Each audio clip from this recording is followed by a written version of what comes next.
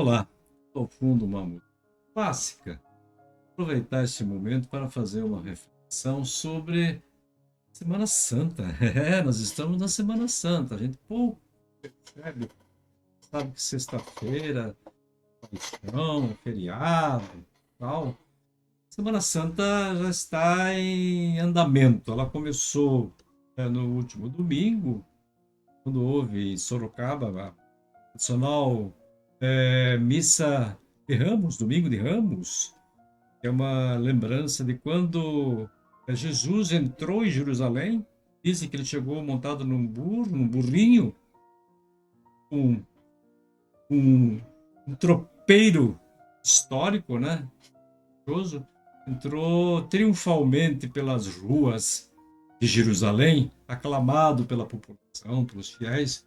O ramos, chão folhado de verdura vegetal, né? E toda aquela festa do mestre, chegada da entrada triunfal do mestre em Jerusalém. E naquela mesma semana, como você sabe, ele foi crucificado da forma que foi. E no sábado vem o domingo, o sábado da Aleluia, que se chama da ressurreição, né?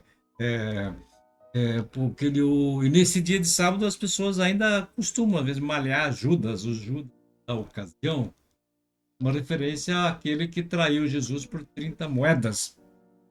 Bons tempos aqueles quando as traições davam apenas 30 moedas. Hoje, muito mais. E domingo é o dia da Páscoa. Páscoa, família. E hoje em dia as pessoas lembram mais que é o dia de comer chocolate e tudo que é tipo.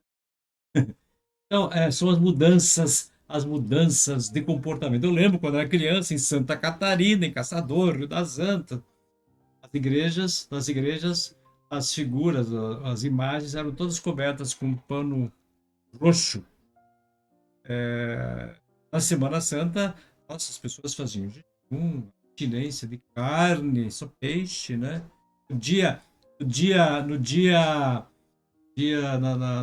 Sexta-feira Santa, meu Deus, não podia nem falar quase, era silêncio, tinha que falar pouquinho, ia gritar, ia trabalhar, tinha que só refletir, se podia só refletir. E aí, nesse dia, as rádios tocavam música baixinha, como essa que eu estou tocando agora, música clássica, tudo que o vovô está gravando, filha. Depois você vem aqui, tá bom? Música clássica, música silenciosa, tal, em respeito à semana de Jesus, a Semana Santa. Eu gostaria de fazer uma reflexão rápida com vocês sobre Jesus nasceu em Belém, mesmo. Belém, pobrezinho, nasceu em Belém. Belém fica acho que 93 quilômetros da faixa de Gaza. Lá era a Palestina, hoje parece que pertence a Israel, há uma confusão total.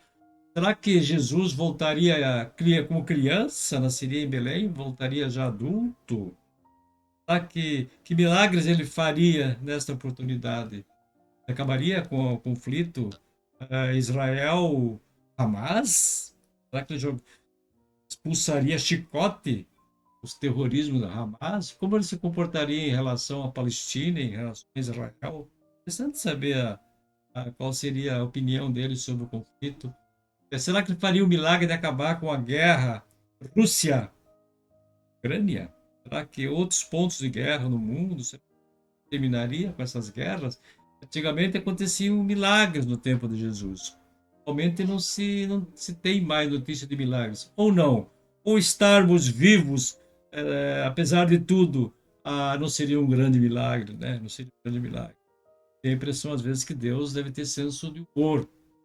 Caso contrário, já teria acabado com a humanidade, com o projeto da humanidade faz tempo. Mas existem pessoas boas ainda. Existe, sempre há uma esperança.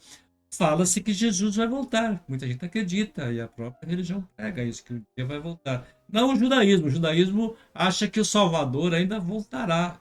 Virá um dia, mas não é Jesus. Jesus foi apenas um profeta. Se Jesus voltar, onde que ele vai aparecer? Será que pensou se Jesus aparecesse do Cristo Redentor no Brasil, lá em cima, fizesse lá no alto do Cristo Redentor um novo sermão da montanha, que é, na verdade, quase a síntese dos mandamentos segundo a pregação de Jesus. Quer dizer, o sermão da montanha resume também os 10 mandamentos, que é do Velho Testamento. E quais seriam as pregações de Jesus digamos assim, talvez num novíssimo testamento? A gente sabe que é isso que é uma coisa interessante, que tanto o judaísmo, como o cristianismo, como o islamismo, no fundo têm a mesma origem histórica, que é o ramo representado por Abraão. Todas as três religiões que são monoteístas, que acreditam em apenas um Deus, nasceram no mesmo lugar do mundo, praticamente numa mesma raiz, embora sejam bastante diferentes, mas têm muitos pontos em comum. O que Jesus pregaria nessa vinda, nessa volta? Eu adoraria estar presente na volta de Jesus, quem sabe numa grande entrevista coletiva. Aliás, já pensou se quando Jesus viveu na Terra, houvesse máquina fotográfica, gravador, câmera para gravar vídeos, houvesse imprensa para testemunhar tudo isso, se Jesus fizesse um diário do que acontecia com ele para servir de base para a formação, para a escritura, as escrituras, novas escrituras, elas foram escritas à base da tradição oral, os quatro evangelistas, como você sabe, mas baseado na tradição oral, ainda que a crença de que nas revelações da Bíblia, do ponto de fé, de dogma e tal, a própria inspiração divina fez com que os apóstolos escrevessem o que tinham que escrever de fato.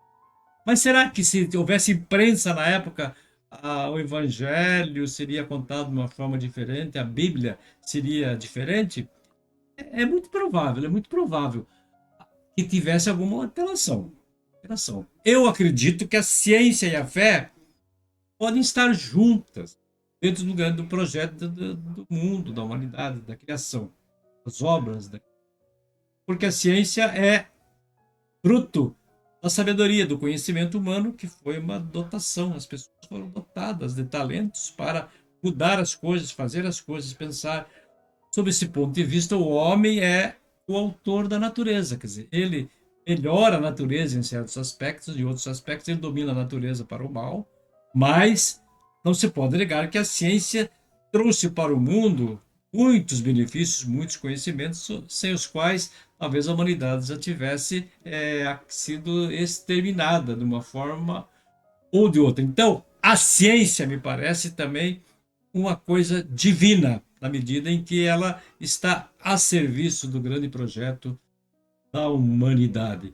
Sim ou não? Eu acho que sim. Eu acho que a ciência ainda vai ajudar a gente descobrir mais coisas sobre a vida de Jesus a serviço da fé, e a fé vai inspirar um tanto mais o uso da ciência. Então, uma coletiva de Jesus para a imprensa brasileira, vamos supor, o que seria perguntado para Jesus?